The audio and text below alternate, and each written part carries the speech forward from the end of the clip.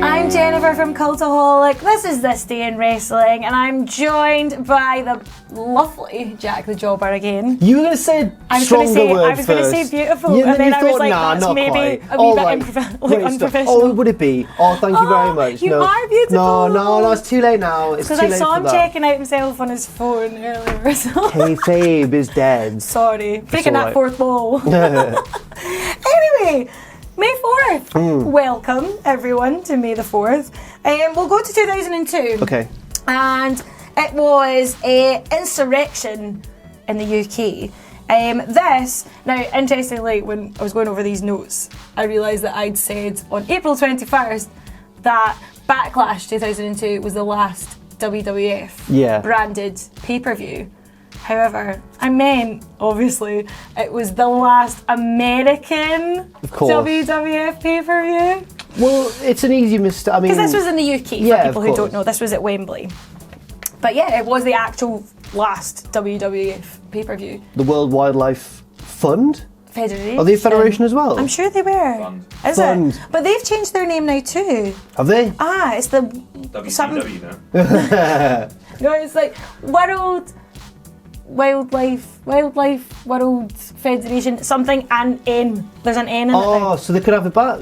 It's too late now. They're already WWE. But still, I was meant to ask you this. When I saw this was in today's section. I'm going to say, like, when you talk to someone who doesn't really know about wrestling and WWF, do they still call it WWF to you? Yeah. Yeah. Well, of a certain age. Yes. Of a certain age, which unfortunately seems to be my social group, which are all WWFs. Right. But yeah.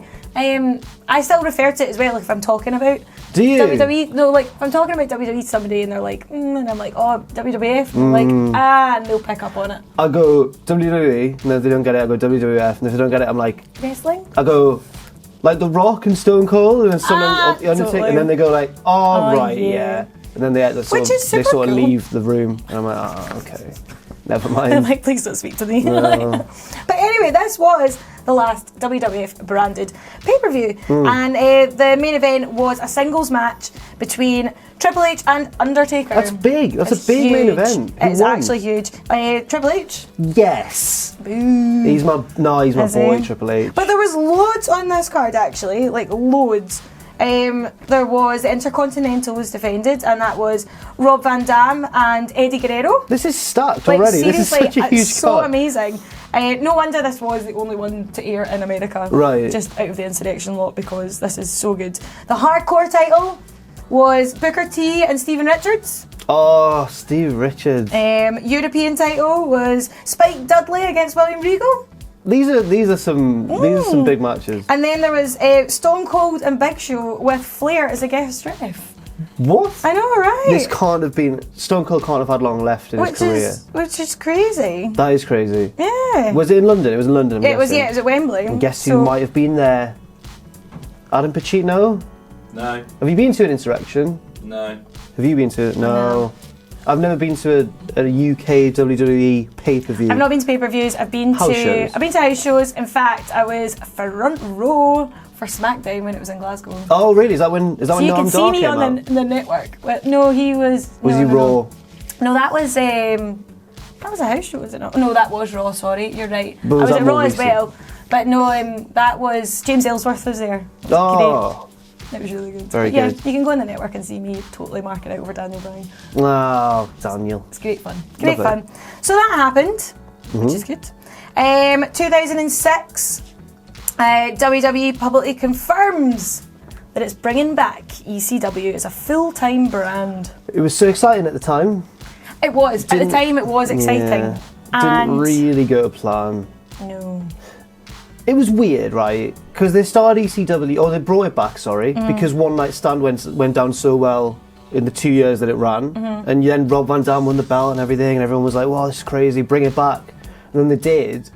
And then it slowly became like NXT, but not. Like, they'd build up guys through it. Well, yeah, like guys, obviously like Punk and stuff like yeah, and the things, Zombie. But it's... yeah, no, it was kind of too much of a good thing, maybe. Like, or to people's nostalgia, it was never going to live up to the old the old ECW. No, I definitely guess. didn't live up to it for me anyway. No, and then we had December to Dismember, and which I'm sure we'll get to in December. But just briefly touching on December to Dismember. Apparently, that was the big thing where Vince was like, "This isn't really." Oh, really? That was the turning point. I think it was. I've heard this before. And him and Heyman had a big falling out because Heyman wanted RVD or Punk to win the Elimination Chamber. Vince wanted Lashley to win, and then Lashley won. But Vince, I think, didn't. At some point, and I think that was a key reason he decided this really isn't working. No. Let's scrap it again, which was a bit of a shame. Do you think it'll ever come back? No, but I think there'll be I think we'll see another ECW branded nod to pay-per-view. Yeah. But no, I don't think, especially with it being PG now and stuff. Yeah. No. Which is a shame. I'm sure Sam will be sad. He's a massive ECW. Yeah. Big ECW. Are you? I love it now. Not something that I watched at the time, No. but went back and watched. And Right, I love right.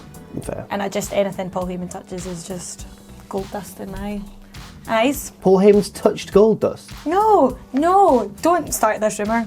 We're going to Montreal now in 2015 for an episode of Raw, where Sami Zayn makes his main roster debut to challenge John Cena for the US Championship, and unfortunately, memorably, injured himself just getting the crowd going, even before a match. But then he'd had the match. He did and it was a good he match, suffered through it, yeah. But that's very sad. Those US Open, when Cena was the US champion, those Open challenges were brilliant. Yeah, I think totally. he had a really good one against Neville. And Cesaro, I think. Yeah, she's nodding in the background. Yeah, they were good. And then Sami Zayn, yeah, it's a shame. It's a shame. Thoughts on Sami Zayn? Love him. I think he's brilliant. Me I think he's too. really good. I'll let you into a wee secret. Oh, yeah? Well, not a secret, really, but I keep having dreams that I'm married to Sami Zayn. Like, all the time. It's been going on for months. So you just are you just both sort of pottering around the house? That is like so domestic. It's so like mundane. It's like we had kids in one. Like honestly, it was just like, oh, Sammy, come on. Are you particularly in real life fond of Sami Zayn in that way? Hadn't even thought about it. Not but in that way. subconsciously, I must be daft on him. Right. He seems like a really nice bloke. I know. Is he single?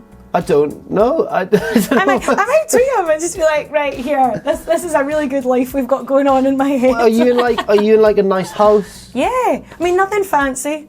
No. But like, yeah, like just a humble. Really, it's just we're so like. I mean, we go to like Asda at the weekends, get the big shopping. Like, it's so nice. Right. I'm like a big fan. Is he in the dream when you picture him in the kitchen or whatever? He's walking about doing his chores. We've got a really nice kitchen. Have you? Nice. Is he in his gear? No, he's just in like skivvies, like so he wears like shorts around the house and like and a wee t-shirt. Like it's great. The kids are beautiful as well. We have two.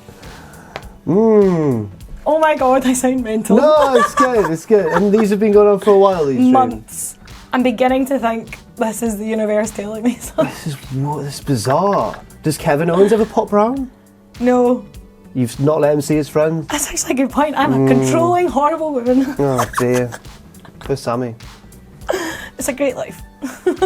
I don't know what to say. Well, he was out for 7 months with that shoulder injury, by the way. Came back in the Rumble. Yes. And it was well exciting. Yes. He came out and he shouted, "I'm doing this for you, Jen," and then he ran down to the ring. I was like, did I miss that? And then he eliminated Kevin Owens, and their rivalry started anew. Lovely. Bless. But they're all made up now.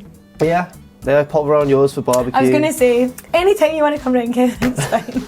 Just let me know, put the kettle on. We have birthdays today. Yes, loving it. A very happy birthday to Mr. Fuji. Oh, that's good. That's good. Talk to me about Mr. Fuji. He was like, well, we talked about Miss Elizabeth a couple of days ago, and in a very different way, he was also a bit of a pioneer in the managing world. He was the most, because you had managers like Heenan and Slick, who kind of were heels but put on a classy front. They were always thought they were in the right. Mr. Fuji was just openly evil. Like, he was just. But he was painted as this like foreign villain. Like, yeah, it was the classic sort of 80s. Yeah, and then I mean, Yokozuna didn't talk really. Did he ever talk? I don't think he ever talked. No, and he needed a manager. Fuji was great. Fergie in kayfabe is the stupidest man in the world. No, let me tell you why. Like, shit, it's his birthday. No, but in kayfabe, he's the stupidest man in the world. WrestleMania 9, right? Yokozuna's just beating Bret Hart for the title. And then he goes, right, I'm challenging Hulk Hogan now on behalf of Yoko. And Yoko should be like, what are you doing? Shut up. But he's like, yeah, that's right. And they lose in seconds. So that was this day in wrestling, and you can follow me on Twitter here. If you like what we do at Cultaholic, you can support us by pledging to our Patreon, patreon.com/Cultaholic. And most importantly, don't forget to hit subscribe and join us.